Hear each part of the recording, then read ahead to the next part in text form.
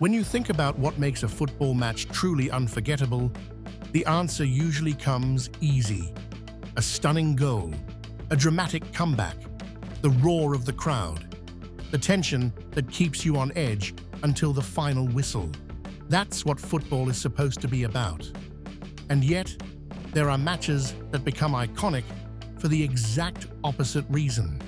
Matches that are remembered not for their beauty, but for how far they drifted away from the very essence of the sport. Matches that don't leave you with admiration, but with discomfort, with something heavy sitting in your chest long after the game ends. The Battle of Nuremberg.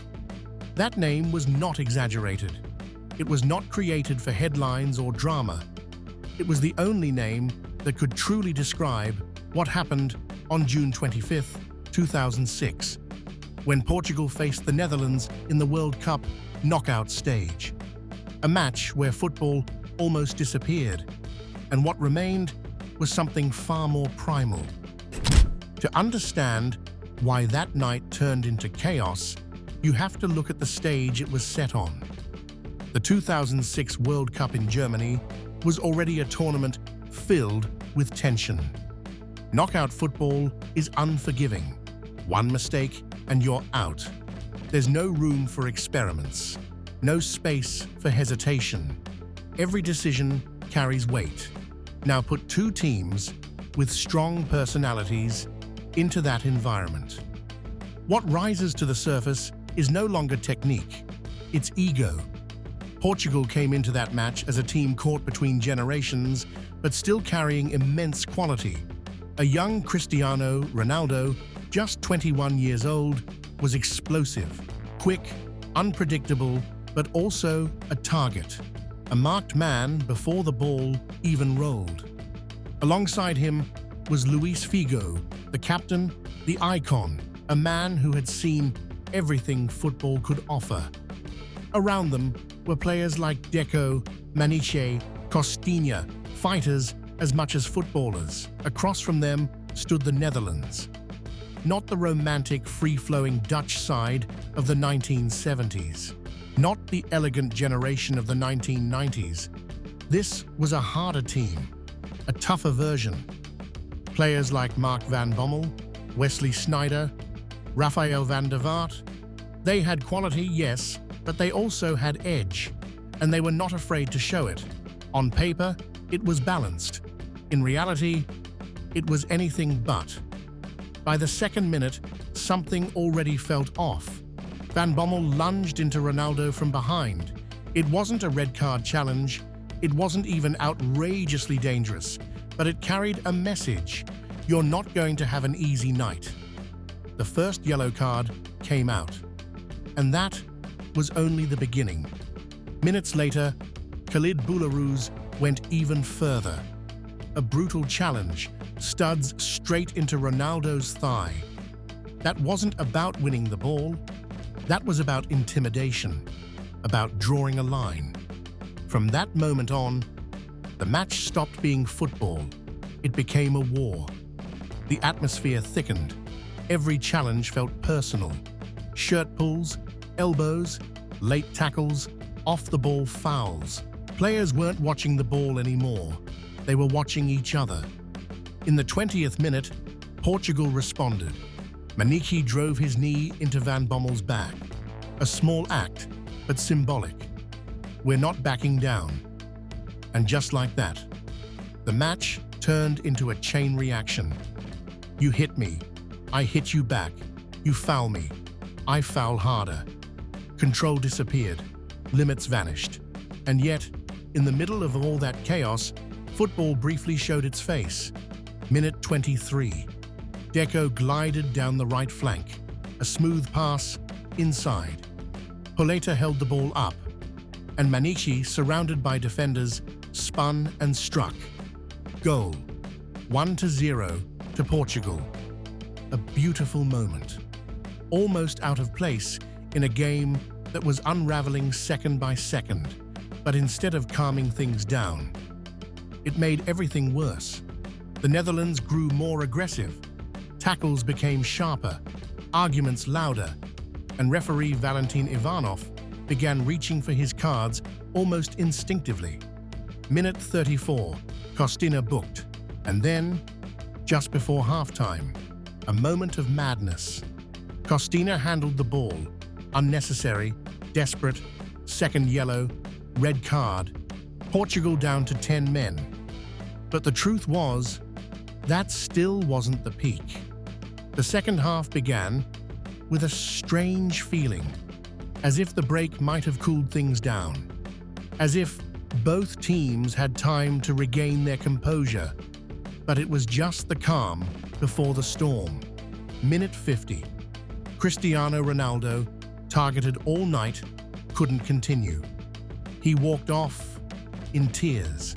A 21-year-old, a World Cup dream, ended not by being outplayed, but by being kicked out of the game. That moment didn't just hurt Portugal, it exposed how far this match had gone. And then, everything exploded. A foul, an argument. Players from both sides rushed in, shoving, pulling, shouting. A chaotic mass of bodies. In the middle of it all, Luis Figo approached Van Bommel. A slight head movement, not violent, but loaded with frustration. Van Bommel dropped, clutching his face. A bit of theatre, but in a match like this, who cared? Figo was booked. Moments later, Boularus retaliated. An elbow, second yellow, red card, 10 versus 10. But the balance didn't bring calm. It only made things more dangerous. From the 60th to the 80th minute, the match completely lost control. Fouls came one after another. Small fights broke out everywhere. Ivanov barely had time to breathe. Yellow cards kept coming, as if he was trying to put out a fire by pouring fuel on it. At one point, Johnny Heitinga was fouled. Portuguese players surrounded him. Instantly, Sneijder and Van der Vaart rushed in. A crowd, a spiral, no one in control. Minute 78. Deco, second yellow, red card. Portugal down to 9 men. More than 10 minutes left. A situation that seemed impossible to survive. And yet, the Netherlands couldn't score. They had the advantage. They had the chances, but they didn't have composure, because this match was no longer about football. It was about will. And in that chaos, Portugal held on better. The final minutes dragged on under unbearable tension. And then, Giovanni van Bronckhorst. Red card, 9 versus 9. Players disappearing from the pitch as if it were a battle of attrition. In total, 16 yellow cards, 4 red cards, a World Cup record. A match where almost no one walked away untouched. When the final whistle blew, Portugal had won 1-0. But there were no real celebrations. Players collapsed, not from joy, but from exhaustion. Because they hadn't just played a match, they had survived something. After the game, the controversy didn't stop. FIFA President Sepp Blatter criticized the referee, saying the match deserved a yellow card for the referee himself. A controversial statement, but also an honest one. Ivanov, the man who showed 16 yellow cards, was removed from the rest of the tournament. An ending no one wanted, but maybe one that couldn't be avoided. The strangest part? Before that night, Portugal and the Netherlands weren't bitter rivals. There was no deep history, no long-standing hatred. But in just 90 minutes, they created one of the most violent matches in World Cup history.